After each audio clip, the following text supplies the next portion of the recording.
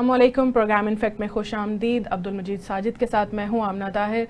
नाज़रीन, आज हमें ज्वाइन कर रहे हैं ब्रिगेडियर रिटायर मुश्ताक लीला साहब, रहनुमा PTI हैं। मुश्ताक साहब, आपको प्रोग्राम के अंदर खुश आमदीद कहेंगे। सर, जिस वक्त जंग चल रही थी उसमें बुखारी ने एक बात कही थी कि नवाज शरीफ साहब नेशनल सिक्योरिटी काउंसिल का हिस्सा रहे हैं और ये जो जंग की तमाम तर तैयारियां की गई हैं वो नवाज शरीफ की जेर निगरानी की गई है। आपने इसका आज जवाब तलब किए, क्या आपको जवाब मिल गया? रहीम मैम, वाकई ये जिस दिन ये बयान आया था तो पहले मैंने ये सच्ची बात समझा कि शायद ये कोई फेक न्यूज है या किसी ने ये आर्टिफिशियल इंटेलिजेंस के थ्रू को ये बयान दिलवाया है। तो मैंने इसका कम से कम 2-3 दिन इंतजार किया कि शायद इसके ऊपर डिनाइल कोई गवर्नमेंट की तरफ से या न्यूज लीग की तरफ से आएगा। नहीं आया तो फिर मैंने ये इशू रेज किया था आज से 5-6 दिन पहले इधर पंजाब असेंबली में जी। तो उसी के जो तसलसल के तहत आज उम्मा बुखारी साहिबा आई थी और उन्होंने इसका जवाब दिया। उन्होंने एक तो ये किया जो मैंने सबसे पहले पूछा था कि क्या आप इस स्टेटमेंट को ऑन करती हैं, तो शी इज वेरी कैंडिडली उसने कहा जी मैं इस स्टेटमेंट को ऑन करती हूँ on the floor of house. बिल्कुल ईमानदारी के साथ उन्होंने कहा। जी, उसके 2 पॉइंट थे जिसके ऊपर मैंने इशू रेज किया था कि एक आपने कहा है कि ये जो रिस्पांस पाकिस्तान ने इंडिया के खिलाफ दिया था इसको डिजाइन मियां नवाज शरीफ साहब ने किया था जी। और दूसरी जो अहम बात थी इसकी अप्रूवल उन्होंने दी थी। और यकीनन एक बंदा डिजाइन करता है, एक बंदा अप्रूवल देता है, तो इसका मतलब उसकी एग्जीक्यूशन भी उन्हीं की ख्वाहिशात और उन्हीं के ऑर्डर के मुताबिक हुई थी। ये वो फंडामेंटल इशू था जो मैंने रेज किया और जिसको आज उस्मा बुखारी साहिबा ने कोई पॉलिटिकल ट्विस्ट देने की तो कोशिश की था। हालांकि मेरे को ये पॉलिटिकल ट्विस्ट बिल्कुल नहीं था। मेरे नजदीक ये एक बहुत ही अहम नेशनल इशू था जिसको पाकिस्तानी अवाम का ये हक बनता है वो जाने कि क्या वाकई ऐसा हुआ था और अगर ऐसा हुआ था तो क्यों हुआ था। उन्होंने बहरहाल इसको आज on the floor of house accept किया। अब आप जो आगे चलेंगे, जैसे जैसे आप मुझसे इसके बारे में मुख्तलिफ जो इसके एस्पेक्ट आप पूछेंगे तो मैं अपने कंसर्न भी और पाकिस्तानी अवाम का जो कंसर्न है और इसके जो वेरियस एस्पेक्ट है मैं उस पर बात करूंगा। अच्छा ब्रिगेडियर साहब, उन्होंने ये कहा है कि वजीर आजम ने पाक फौज और नवाज शरीफ से मुशावरत की थी और उसके बाद फिर उन्होंने हमला करने की इजाजत दी। बात तो सारी इतनी सी है, उनसे मेरा ख्याल है कोई गलती हो गई है या वो जो है ना जज्बात में ये बात कर गई हैं, तो उन्हें ओन कर लेना चाहिए ये भी कि इस तरह नहीं है, बस ये है कि मुशावरत की थी। वो डिजाइन करना शायद उनके जो है ना वो गले पड़ गया है। मैंने आज ऑनेस्टली इसीलिए उनसे पूछा था कि जो आपने बयान दिया है क्या उसको आप ऑन करती हैं, उसके अल्फाज को ऑन करती हैं जी। मुझे बहुत परेशानी हुई कि उन्होंने इसको कहा कि मैं ऑन करती हूं, बल्कि उन्होंने कहा कि ये मैं सिर्फ ऑन नहीं करती हूं, उन्होंने डिफेंस मिनिस्टर साहब का भी नाम लिया और उनको भी इसमें इन्वॉल्व करने की कोशिश की या किया और कहा कि जनाब ये सारे का सारा डिजाइन मियां नवाज शरीफ ने किया था। अच्छा, स्पीकर हमारे कौमी असेंबली के याद सादिक साहब ने भी कोई इस तरह की बात की है, मुझे याद पड़ती है। जी, अब यही तो मैं बात करना चाह रहा हूँ कि ये बड़ा सीरियस ट्रेंड है, ये बड़ी गैर जिम्मेदारी की बात है। जो जिस चीज की ना रवायत इजाजत देती है, ना कानून इजाजत देता है और ना ही जो हम सीक्रेट एक एक्ट होता है या जो हलफनामा होता है, मैं समझता हूँ ये मुकम्मल तौर पे उसकी खिलाफ वर्जी है। आपने तो ये भी पूछा था कि सिक्योरिटी काउंसिल का हिस्सा थे क्या नवाज शरीफ, तो क्या कहा है? मैं आपको अभी इसको 1 by 1 इसको जरा अनफोल्ड करता हूँ जी। लेट्स से पहली बात तो ये है, ये समझने वाली है कि जब एक बंदा कहे कि जी मैंने ये चीज डिजाइन की है, तो समझना ये है कि डिजाइन आप कैसे करते हैं। मेरे पास मुतालिका नॉलेज होगा, इनपुट होगी, तो मैं कोई गाड़ी, कोई बिल्डिंग, कोई ख्याल, कोई फलसफा, कोई प्लान तभी डिजाइन कर सकता हूँ ना जी। ब्रिगेडियर साहब, आप ये पूछ सकते थे ना कि उस दौरान वो लाहौर थे या इस्लामाबाद थे, पता भी इससे भी चलो पता चलता है, कुछ चीजें वाज़ेह हो जाती। हुआ ये कि आज इस सिलसिले में स्पीकर साहब ने मैं समझता हूँ काफी दानिशमंदी का मुजाहरा किया और वो उनकी सच्ची बात है उस्मा साहिबा की रेस्क्यू को आए और मैं बुनियादी तौर पे ये चाहता था कि ये पाकिस्तान के अवाम को, पंजाब के अवाम को और जो मुक्तदर हल्के उनको पता न होना चाहिए कि आप किस किस्म के गैर जिम्मेदार लोगों के साथ डील कर रहे हैं। मैं इस इशू को रेज करना चाहता था ऑन दी एक कॉमन फोरम के ऊपर, जो कि पंजाब असेंबली का फोरम मेरे पास मौजूद था जी। वरना आपको पता है इसके ऊपर कितनी बैशिंग हो चुकी है सोशल मीडिया पे, मैं उसमें नहीं जाना चाहता था, मैं तो इसमें पॉलिटिकल पॉइंट स्कोरिंग भी नहीं करना चाहता था। और मैं ये चाहता था, जैसे आपको मैंने कहा कि डिजाइन आपने किया है तो design is based on the input on the knowledge. अब प्रॉब्लम ये है कि क्या एक एमएनए, वो उसका कोई स्टेटस भी हो चाहे पहले रहा हो, क्या वो इस कैटेगरी में शामिल होता है कि इस तरह के हसास मामलात उसके साथ शेयर किए जाए? और शेयर करने वाला कौन है? वो फ्लोर ऑफ द हाउस, उन्होंने कहा कि वज़ीर आज़म नवाज जो है शहबाज शरीफ साहब हैं।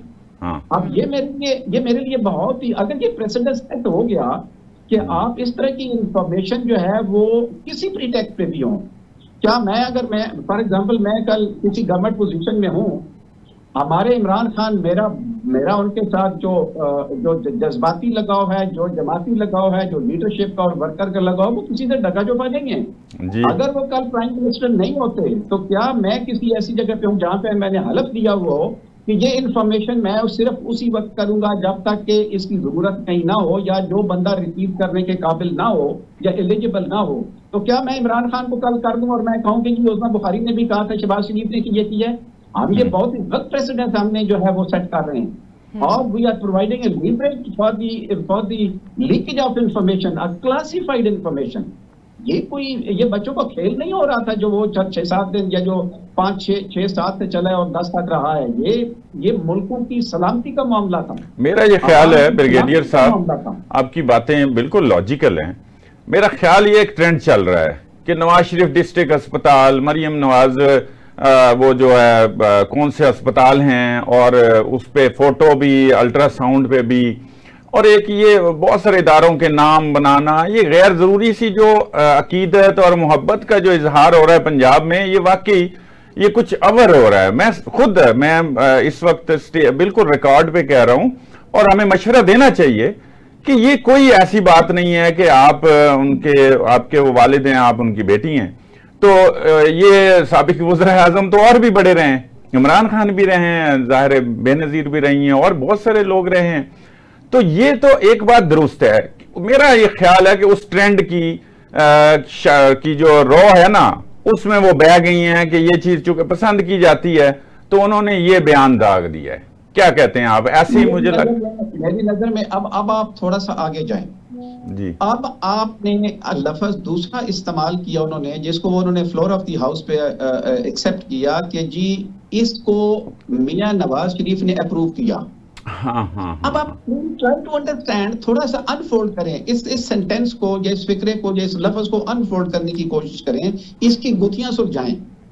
आप अगर एक चीज की अप्रूवल देते हैं या मैं अप्रूवल देता हूं, तो मैंने अप्रूवल किस चीज की देनी है? जब तक मेरे सामने सारा प्लान नहीं आता या चीज नहीं आती, मैंने अप्रूवल क्या देनी है? हाँ, वो तो आ ही नहीं सकता, एक सीक्रेट सा काम होता है। ये मेरे लिए बहुत ही तकलीफदेह बात भी है, और बहुत ही मैं समझता हूं कि हैरान कुन बात है कि क्या ये सारा प्लान कि हमने ये करने ये उनके सामने शेयर किया गया था, और किया गया था तो प्राइम मिनिस्टर साहब ने किस कैपेसिटी में किया था उनके साथ? क्या वो जो इतनी सेंसिटिव इंफॉर्मेशन, मुझे बताएं इससे ज्यादा टॉप सीक्रेट और क्या चीज हो सकती है? हाँ जी, बिल्कुल सही, बिल्कुल क्या सही। वो मजाज थे, क्या प्राइम मिनिस्टर साहब मजाज थे ये चीज डिस्कस करने के with the ex prime minister, जो कि इस वक्त अंडर ओथ नहीं है? आपकी भले कोई भी उनके साथ अफिलिएशन हो, कोई भी जज्बाती लगाव हो, कोई भी पार्टी का लगाव हो, मैं समझता हूं ये बहुत गलत प्रेसिडेंस किया गया है।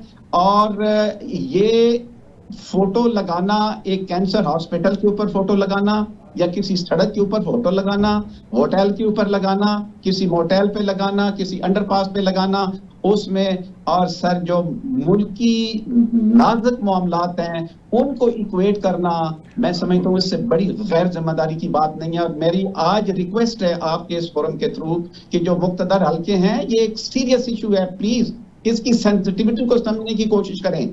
मैं वही बात कर रहा हूं, आपकी बात ही आगे बढ़ा रहा था कि ये जो गैर जरूरी मोहब्बत है, गैर जरूरी अकीदत है, ये उनकी, हाँ तो ठीक है, होनी चाहिए, वो जस्टिफाई है, लेकिन उसमें कौम का क्या कसूर है कि हर चीज जो है उनके नाम से मंसूब कर दी जाए? आप 20 नहीं, मेरा ये ख्याल है 85 जो है ना, ये इस वक्त उनके नाम के इदारे या कोई हॉस्पिटल्स, स्कूल और पार्क, वो नाम उनके मंसूब किए जा चुके हैं। आप पंजाब असेंबली में हैं, आप ज्यादा बेहतर जानते हैं।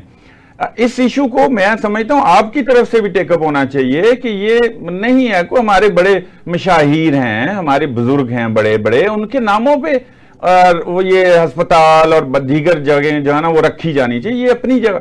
इसी मोहब्बत की वजह से ये जाना उन्होंने एक गैर जरूरी सा और गैर जिम्मेदाराना किस्म का बयान भी दिया है। तो इसको टेकअप करें आप पंजाब असेंबली में, जी कोई करारदाद पेश कर दें कि भाई कोई हाँ जी। मैं आपको ये बताना चाहूंगा कि ये जब पीछे कैंसर हॉस्पिटल का जब नाम नवाज शरीफ का आया और इसी तरह एक यूनिवर्सिटी का नाम आया और एक और इस वक्त है slipping out of my mind आया, तो हमने ये बात वहां बड़े जोर से कही थी और उस बिल के अंदर अमेंडमेंट भी लाई थी कि नवाज शरीफ का ये जो फोबिया आपको हो चुका हुआ है, इस फोबिया से बाहर निकलें। इससे कभी क़यादतें या लीडरशिप जो है नहीं बनती, वो जो एक होती है ना प्रिविलेज लीडर या रिस्पेक्टेड लीडरशिप, वो दुनिया में नहीं होती। हमने सद्दाम के इससे हजारों ज्यादा, हर चौक चौराहा नाम, हर टावर, हर चीज जो है वो सद्दाम के नाम पे थी।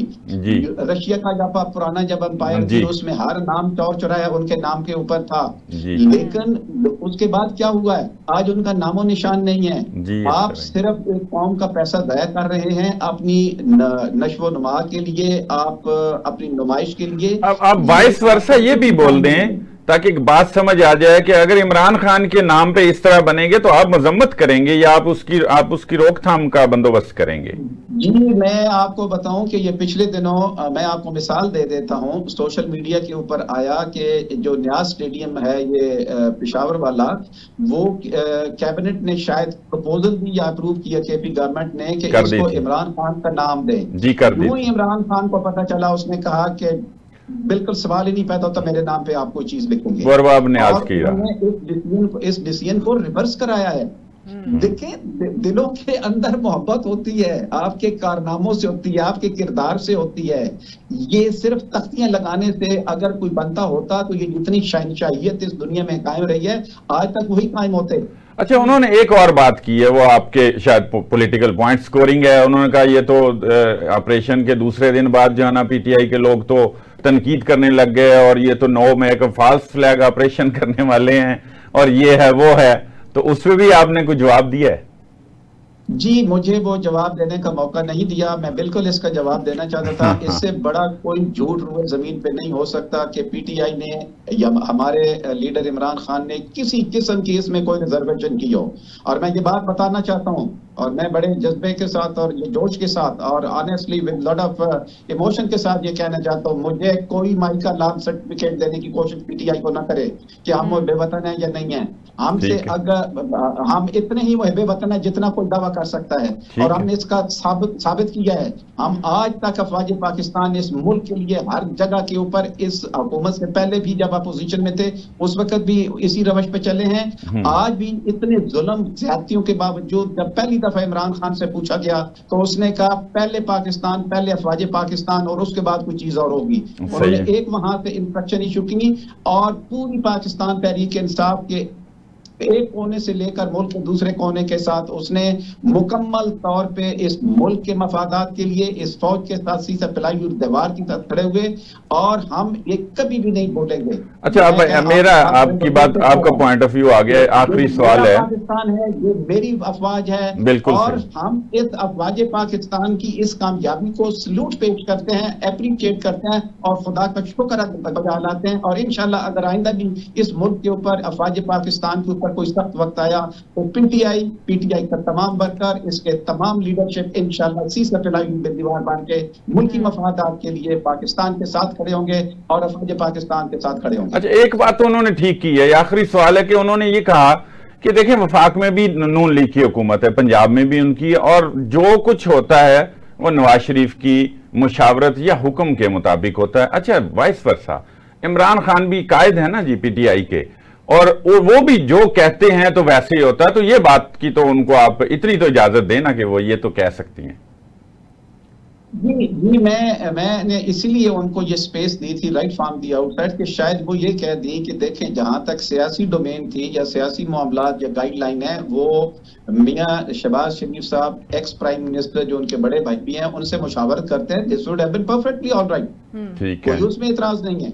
ठीक है। लेकिन जो उन्होंने जिस चीज को डिफेंड किया, जिस चीज के ऊपर इंसिस्ट किया, मैं अब भी ये कह रहा हूं, आप इन दो अल्फाज मैंने आपको इनको एक्सप्लेन किया है, डिजाइन करना और अप्रूव करना। इनको सिर्फ बैठ के सोचना, ये कौन सोचे कि इसका मतलब क्या है, आपको सारी कहानी समझ आ जाएगी। जी बिल्कुल ठीक है, ये आपका पॉइंट ऑफ व्यू आ गया। बहुत शुक्रिया ब्रिगेडियर साहब, मुश्ताक साहब आपके वक्त का। सही साहब, आज पीटीआई के तमाम लीडरशिप जो है उसने इस्लामाबाद हाई कोर्ट के बाहर पहुंची थी और वहां पर उन्होंने बातचीत की है जिसके अंदर अलीमा खान ये नजर आया कि वो लीड कर रही थी सबसे ज़्यादा। तो सही साहब, अब आप क्या देखते हैं कि क्या ये जो एक गहमा गहमी थी पीटीआई के अंदर और ये कहा जा रहा था कि इख्तलाफात हैं, आज तो पूरी लीडरशिप एक साथ थी, तो वो एक इख्तलाफ और वो एक जो कश्मकश की वो खत्म, उसकी वजह एक मैं आपको बताऊं, इस वक्त अलीमा खान ने पार्टी में एक पोजीशन इख्तियार कर ली है।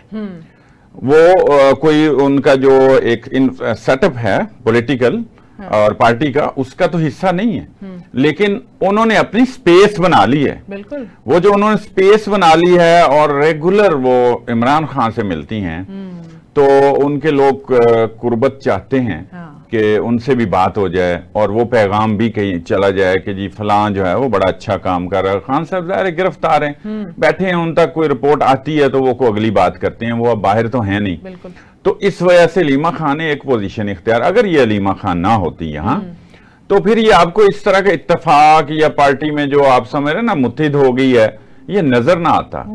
पार्टी का अपना अपना जाहिर है, वो पार्टी के जो रहनुमा है उनको अपनी अपनी एक परफॉर्मेंस का मामला है और अपनी खुशनुदी का मामला होता है पार्टियों में, अपने कायद तक पहुंचना, उन तक अच्छी रिपोर्ट पहुंचाना, कोई काम करना, उनके मंजूर नजर होना, ये कोई बड़ी बात नहीं है।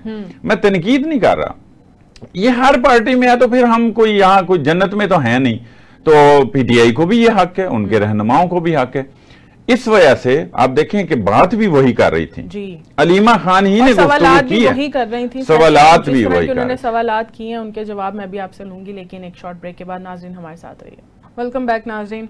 साहब, अलीमा खान ये सवाल करती हुई हमें आज दिखाई दी हैं कि 2 साल से हमें ये नहीं समझ आ रहा कि हमारे भाई ने आपका क्या बिगाड़ा है, अगर कुछ गिव एंड टेक करना है तो हम बैठ जाते हैं, बात कर लेते हैं। उनकी बातों से तो ये लग रहा है कि सारे दरवाजे बंद हो गए हैं। तो आप क्या कहेंगे कि आप 5 जून से पहले इमरान खान बाहर आ रहे हैं, ईद से पहले? नहीं, एक तो उनकी बातों से ये नजर आ रहा है कि वो ठीक है, वो बस उनका कोई राब्ता नहीं है पब्लिकली, वरना इस तरह की बात बंदा नहीं करता। बिल्कुल, दरवाजे बंद तो नहीं हुए, बहरहाल वो खुले हैं और उसका इजहार कोई भी नहीं करेगा। और वो होना भी नहीं चाहिए, नहीं तो वो तो यूट्यूबर्स के हाथ में आ जाता है और फिर पता नहीं क्या से क्या हो जाता है। 5 का मतलब ये है कि 5 को उनका केस लगा है। अच्छा। और इसकी वजाहत बैरिस्टर गौर ने भी की है। उनसे एक सवाल किया गया था कि वो बैरिस्टर गौर ने कहा ईद से पहले वो रिहा हो जाएंगे, तो उन्होंने ऑन लाइटर नोट ये कहा कि यही बताएंगे कि वो आ रहे हैं या नहीं आ रहे। तो उन्होंने कहा कि मेरा ये कहने का मतलब ये नहीं था, मेरा ये कहने का मतलब था कि ईद से पहले जो है ना उनका केस लग जाएगा। अच्छा, अब केस लगना और एहतजाज की सूरत में लगना, ये अपनी जगह पर एक सवालिया निशान है। इस पे अलग बात हो सकती है कि केस इससे पहले क्यों नहीं लग रहा 3 महीनों से, अब जब वो एहतजाज हुआ है तो केस लग गया, ये एक अपनी जगह पे सवाल है। लेकिन बहरहाल ये निज़ाम इंसाफ पर सवाल है, तो इसलिए यहां हमारे पर जलते हैं। अच्छा। तो जो अगली बात है कि जी 5 मई को वो 5 जून को वो बाहर आ रहे हैं, तो वो 5 जून को तो बाहर नहीं आ रहे, वो इसके बाद शायद बाहर आ जाएं, वो तो केस है अभी।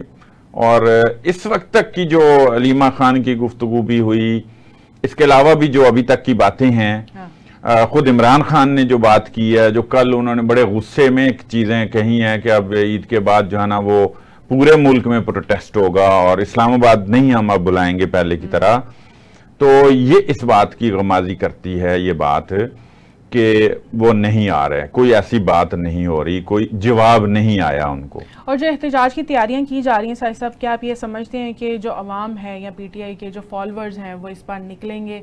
क्योंकि काफ़ी दफ़ा पहले भी ऐलान किया गया है और एहतजाज की कॉल दी गई है, लेकिन हमने देखा नहीं है कि कोई ऐसा हजूम निकला है जिसने जैसे अली अमीन गंडापुर भी ये कहते थे कि अडियाला की दीवारें तोड़कर भी मैं इमरान खान को रिहा करवा सकता हूँ, अब वो भी नज़र नहीं आता कि वो कोई इस तरह की तहरीक चला रहे हैं। तो इस एहतजाज को आप माजी के एहतजाज से कैसे समझते हैं कि बेहतर होगा? देखिए, अभी तो एहतजाज फाइनल होना है और जब एहतजाज का पता चलेगा कि वो किस नौइयत का है, किस शक्ल का है, फिर पता चलेगा कि वो वाकई ऐसा, अगर वो ये बताने में कामयाब हो जाते हैं कि भाई उनके बगैर मुल्क नहीं चल सकता या वो उनके पार्टी के कारकुनान नहीं चलने देंगे, फिर तो इमरान खान बाहर आ जाते। अच्छा। और या पहले भी आ जाते अगर वो ये साबित कर लेते। गो के रियासत हुकूमत के जो काम होते हैं वो फिर उसको रोकना, अमन व अमान कायम रखना, लोगों को सड़कें ब्लॉक ना करने देना, ये भी उनका काम है जो वो पहले से सरंजाम दे रहे हैं। लेकिन जब मॉब आ जाता है, जब निकल आते हैं लोग, तो फिर जाहिर है फिर तो बड़ी बड़ी चीजें तब्दील हो जाती हैं। एक इमरान खान बाहर आना तो फिर कोई मसला नहीं है। तो बज़ाहिर लग ऐसे रहा है जो इमरान खान तवक्को करते हैं कि इस तरह से निकलें लोग और इतने लोग निकलें और पूरे पाकिस्तान से निकलें, बजाय एक शहर का जो मैनेज हो जाता है। तो पूरे पाकिस्तान का नहीं होगा तो वो कहीं बैठ जाएंगे जनाब ऐसे चौराहों पे, रस्तों पे, तो उससे फिर जो है ना कोई बातचीत बनेगी या कोई मेरे साथ बात हो सकती है। ये उम्मीद वो करते हैं। लेकिन देखें अब इतना चार्ज तो नहीं है कारकुन। 5 जून में काफी टाइम है, जिस तरह से लीमा खान भी आज सवालात कर रही हैं और ये भी खबरें आ रही हैं कि फैज हमीद साहब का भी ट्रायल जो है वो मुकम्मल हो गया है। तो फिर क्या पीटीआई की कोई सियासत खत्म हो रही है या कोई ऐसे राज खुलेंगे ऐसा नहीं? देखें, सियासत मुश्किलात में डाल सकते हैं। सियासत कोई नहीं खत्म होनी किसी की, ये बस ऐसी बातें हैं और ऐसे ये यूट्यूब के जो हैं लोग, ये वो अपनी दुकान बढ़ाने के लिए ये करते हैं। ऐसा हरगिज नहीं है और ऐसा होना भी नहीं चाहिए। सियासत भी खत्म नहीं होनी चाहिए, पार्टी भी खत्म नहीं होनी चाहिए। ये तो जमहूरियत की रूह है और उसमें इख्तलाफ, इत्तेफाक ये भी होता रहता है और अपोजिशन होती है, उसने अपोजिशन करनी होती है। यही तो मॉडल है इस वक्त हुकूमतों का और जमहूरियत का। तो ये तो सवाल नहीं हो सकता पैदा। तो जहां तक फैज हमीद का मामला है, फैज हमीद का कुछ देर के लिए रुका था मामला और उसके बाद फिर उनकी जो जो ट्रायल है वो चल रहा है और फिर शुरू हो जाएगा और वो कोई 5 तक नहीं नजर आ रहा, वो ईद के बाद जाके कंक्लूड होगा। अच्छा। 2-3-4 हफ्ते भी लग सकते हैं कम से कम। ये जून के एंड तक वो उनका केस चल सकता है। ये भी कोई प्रिडिक्शन नहीं है, इससे ज्यादा भी चल सकता है। लेकिन ये मैं इसलिए ये कह रहा हूं कि ये जो कहा जा रहा है ना कि बस कल हो गया और परसों हो चुका है और फैसला आने वाला है और ईद से पहले आ जाएगा, तो ये ऐसा नहीं है। ये आगे भी जा सकता है जून से, लेकिन जून तक चलेगा। 2-3 हफ्तों तक मजीद चलेगा उनका केस। फिर क्या फैसला आता है, जाहिर है उनको तक तो सजा होनी है, उनको कम हो या ज्यादा हो, सजा उनको होनी है। ये तो अभी तक के शवाहिद बता रहे हैं। क्योंकि 9 जून को साहिब साहब अदालत ने कह दिया ना कि इमरान खान के जो टेस्ट हैं, पॉलीग्राफिक टेस्ट, उनको लाजमी करवा के रिपोर्ट ले आए फौरी तौर पर। तो फिर अभी ईद तो गुजर ही जाएगी इस हवाले से। कोई फोटोग्रामेटिक और पॉलीग्राफ टेस्ट ये 4थी दफा। अब देखें, अगर तो वो फिर भी इनकारी हैं तो फिर क्या करेंगे, कैसे लेंगे? फिर वो कोई और तरीका इख्तियार करेंगे कि वो वहीं कहीं वीडियो शीडियो लगा लें, खान साहब को पता ना हो और बोलें या बात करें। और फेस का भी चाहिए ना उनको और आवाज का भी चाहिए। साहब, क्या कोई इस तरह के मुश्किल सवालात हैं उसके अंदर जो उनको लगता है कि उनकी? अच्छा, ये जो टेस्ट होते हैं ना, इन टेस्ट की कोई अहमियत नहीं है। अमेरिका भी इसकी अदालत भी इसको कोई वेटेज नहीं देती, इतनी वैल्यू नहीं है। बस ये जो है ना उसकी बॉडी लैंग्वेज को देखती है, उसका बीपी देखती है सवाल के जवाब में, उनके चेहरे के असरात क्या हैं। ठीक है जी। तो ये फोटोग्रामेटिक और ये जो पॉलीग्राफिक हैं, ये दोनों एक तरह से ये झूठ सच का तयन करने के लिए ये मशीनें हैं। अब अगर मशीनें झूठ सच का तयन करेंगी तो फिर ये तो मेरा नहीं ख्याल, फिर तो सुलह कर लेनी चाहिए। तो ये तो बात नहीं है ठीक। लेकिन बहरहाल अगर अदालत मुसिर है और उसने 4थी दफा भी कह दिया है, 3 दफा उनके इनकार के बाद, तो इमरान खान को भी वो करवा लेना चाहिए अगर वो सच्चे हैं। और जो सच्चा इंसान होता है वो बहुत पुरएतमाद होता है, वो कॉन्फिडेंस लूज नहीं करता होता। तो अगर वो गिल्टी नहीं है, जो वो जिस चीज का दावा करते चले आ रहे हैं, तो इस टेस्ट कराने से उनको क्या हो जाना है? कुछ नहीं होना, टेस्ट करा के भी मुकर जाएं। खान साहब का क्या मसला है? खान साहब बड़े अजीम आदमी हैं और वो कर सकते हैं, कोई इश्यू नहीं है। उसको ऐसा लटकाएंगे, उसके फौरी बाद एहतजाज की कॉल दे देंगे तो वो लटक जाएगा। लिहाजा टेस्ट करा दें ताकि उनका ये बहाना भी खत्म हो। उन पे ये जो जिना हाउस पे हमले का जो है ना, वो केस है, लाहौर में 12 केसेस हैं और लाहौर की पुलिस को ये जो है ना, ये टेस्ट दरकार है।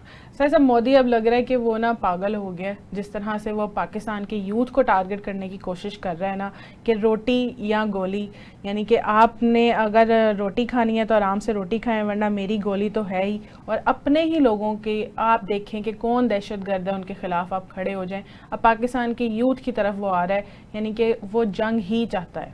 नहीं, वो जंग नहीं चाहता, वो बस भड़के हैं। उसकी सियासत बिल्कुल जमी बोस हो गई है, मुंहदिम हो गई है उसकी सियासी इमारत, और मिलियामेट हो गई है। हाँ। अब इसके बाद मैं तो पता क्या, हम थोड़ी सी सियासत भी हम समझते हैं, तो इतना का आप उनको ब्रीदिंग के लिए उनको छोड़ दें।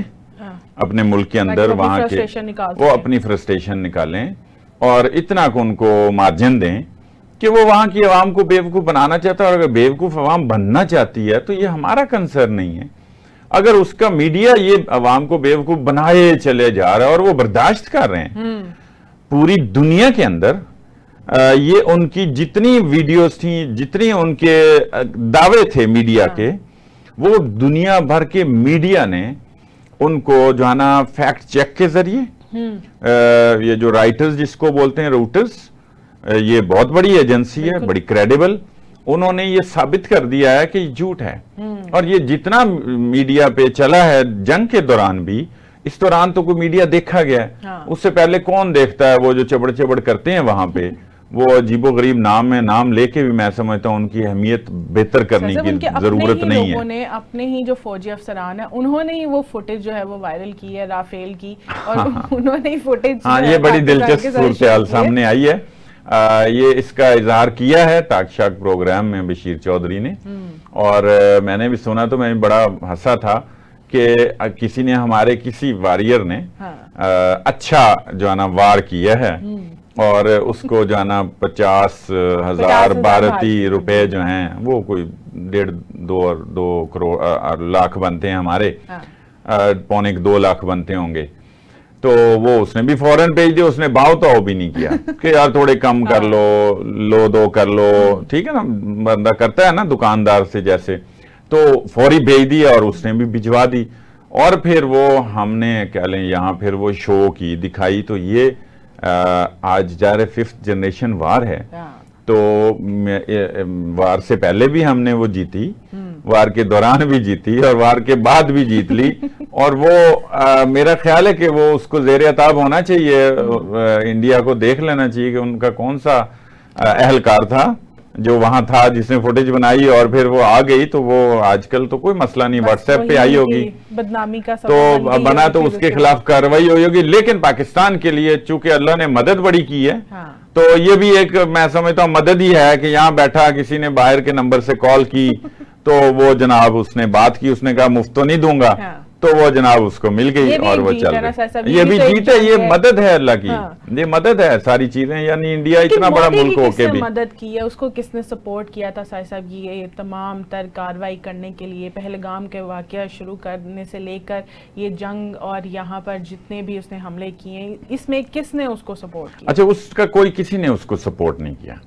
वो जो दावा करता है जी कि मेरे साथ, या जिस तरह राहुल गांधी भी बात करता है कि भाई आपके साथ सिर्फ तालिबान खड़े थे, वो भी इसलिए कि ये दावा करते हैं। और जयशंकर ने ये दावा किया है, जबकि उनके नायब वजीर खारजा जो बयान किया जाता है कि वो वहां थे और उनकी मीटिंग हुई है, उनकी जुबान से, उनकी तरफ से या उनकी तरफ से कोई प्रेस रिलीज नहीं आई। मैंने अपने सोर्सेज से ये सारी मालूमात ली थी, और जो उनका मौकिफ है और जो कहना है वो यही है कि हमारी तरफ से ये कोई चीज नहीं है, हम तो न्यूट्रल रहे हैं इसमें, इस जंग में हम न्यूट्रल रहे। और हमारे दिल जो हैं वो तो बहरहाल पाकिस्तान के साथ ही हैं, एक मुस्लिम मुल्क के साथ ही हो सकते हैं, एक गैर मुस्लिम किसी मुल्क के साथ तो नहीं हो सकते। अलबत्ता हमने ये किया कि एक हुकूमती सतह पे न्यूट्रलिटी शो की है और हमारी तरफ से ये चीज नहीं आई जो वहां दावा किया जा रहा है। तो गोया जो वो मैं कहता हूं कि जो वो तो कहते हैं ना कि तालिबान या अफगानिस्तान हमारे साथ खड़ा था, बात मैं ये करना चाह रहा हूं कि वो भी साथ नहीं थे, वो भी साथ नहीं है और कुछ हमें मालूमात भी नहीं है। यहां पे भी गैर जरूरी तौर पे कुछ चीजें ऐसे ही, वो जनाब एक वो वहां के हैं मुबीन हैं और जनरल मुबीन के नाम से वो यूट्यूबर हैं, बिल्कुल उनकी चीजें वायरल हो रही हैं। वो कोई मतलब वहां का किसी का कोई अफसर या साबिक अफसर नहीं है या कोई अहलकार नहीं है, वो एक यूट्यूबर है और यहाँ वायरल हो रहा है, उसका कोई ताल्लुक नहीं है। और एक आज जो स्टेटमेंट आई है उस स्टेटमेंट को वो ऑन नहीं करते, वो उनकी तरफ से वो चूंकि अब हिस्सा नहीं है, वो चूंकि अमेरिका रहे, पाकिस्तान ने उनको ये 9/11 के बाद गिरफ्तार करके अमेरिका के हवाले कर दिया था, तो वो जनाब फिर वापस आ गए, तो वो अब पहले वाली जो हुकूमत थी उसके साथ चले गए। तो उनकी तरफ से कोई बात है ये, तो उनका वो तो ओहदेदार नहीं है, अफगानिस्तान के किसी भी सेटअप का हिस्सा नहीं है इस वक्त के जो वहां का तालिबान की हुकूमत है। तो कहने का मतलब फिर ये है, और ये दोबारा मैं इसलिए बात कर रहा हूं कि मोदी के साथ अफगानिस्तान या तालिबान भी नहीं है, ये बस एक वो दावा है और वो आगे से जो एक अपने आप को गैर जानिबदार कह रहे हैं ना, वहां भी इसलिए खामोश हैं, वरना उनको बात तो कर देनी चाहिए, वजाहत तो कर देनी चाहिए। करने में मोदी की तो धमकियां अभी भी चल रही हैं, लेकिन हमारे वजीर आजम शहबाज शरीफ जो हैं वो बार बार उसको मोदी को अभी भी मुज़ाकरात का पैगाम दे रहे हैं कि जिस भी हवाले से आपने, बेशक पानी के हवाले से या पहलगाम वाक़े के हवाले से आपने मुज़ाकरात करने तो हम बैठते हैं। इसी हवाले से अब वजीर आजम शहबाज शरीफ पाकिस्तान, तुर्किया, आज़रबाईजान सैफ फरीकी इजलास में शिरकत करने के लिए आज़रबाई पहुंच गए हैं। तो साहब सब क्या मैसेज है अब ये? देखें, ये बड़ा, एक तो पाकिस्तान ने वाजे कर दिया है कि उसकी ये खारजा पॉलिसी है, और खारजा पॉलिसी होती है बड़े तरीके से, जाहिर नहीं होने दी जाती, ये एक हथियार होता है। बिल्कुल। तो वो अब चूंकि जरूरत थी कि भाई ये हमारे साथ हैं, हमें नहीं देखना, या उन्होंने भी कहा हम साथ हैं और हम हर हाल में साथ रहेंगे, यही तुर्किया का पैगाम है जी। और यही जनाब आज़रबाईजान का भी खुला खुला पैगाम था। और जो ईरान है, ईरान ने भी पूरी तरह साथ दिया इसको मीडिएट करने में, वो गोया वो पाकिस्तान के साथ ही है और वो हमारा हमसाया मुल्क है, तो वो उसको वैसे भी पाकिस्तान में जंग जो है वो उसको सूट नहीं करती, उसको भी भुगतनी पड़ेगी, अफगानिस्तान को भी भुगतनी पड़ेगी। तो अफगानिस्तान का हमने बात कर ली कि वो जरा न्यूट्रल रहे, ये मैं बड़ी जिम्मेदारी से कह रहा हूं, और चीजों को खैर बेहतर करने की जरूरत है, वो होनी चाहिए, और उनकी सरजमीन दहशतगर्दी के लिए इस्तेमाल नहीं होनी चाहिए। लेकिन ईरान जो है वो भी बिल्कुल उसने मीडिएट किया, और इसी तरह ताजिकिस्तान भी। बिल्कुल। अच्छा, मैं जब इस्लामाबाद था प्रोग्राम, मैंने उस वक्त भी बात की थी कि वजीर आजम ने 4 ममालिक का या 5 ममालिक का दौरा करना है। एक हफ्ता कबल की ये बात है, और वो उनका वो दौरा इन्हीं 4 ममालिक का अभी तो पहली उसमें हो गया। अभी हमारा जो खारजा अमूर का जो वफद है ना, वो जाना है 1 जून के बाद, या हो सकता है ईद के बाद, वो मुख्तलिफ ममालिक का वो भी दौरा करेंगे। तो हमारी कामयाब खारजा पॉलिसी रही है, और हमने बिल्कुल वाजे भी कर दी है, वो दुनिया को वाजे भी कर दी है। बहुत शुक्रिया साहब आपका। नाज़रीन, इसी के साथ हमें दीजिए इजाजत। अल्लाह हाफ़िज़।